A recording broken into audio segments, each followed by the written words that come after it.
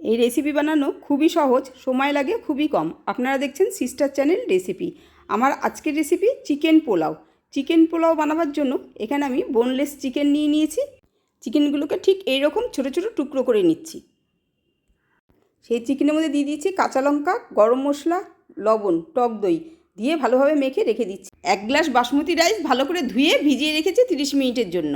গরম তেলের মধ্যে ফোড়নে দিয়ে দিচ্ছি সাদা জিরে, ধনে, জয়িত্রী, তেজপাতা, দারচিনি, লবঙ্গ, এলাচ। ফোড়ন দিয়ে যখন সুন্দর গন্ধ বেরোবে সেই সময় দিয়ে দিচ্ছি কুচিয়ে রাখা পেঁয়াজ।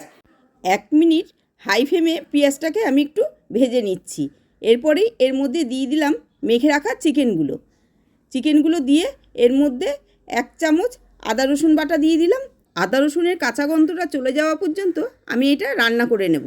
1 চামচ গোলমরিচের গুঁড়ো দিয়ে দিলাম, দিয়ে 30 সেকেন্ড নেড়ে নিয়ে 250 গ্রাম লিকুইড দুধ আমি এর মধ্যে দিয়ে দিলাম।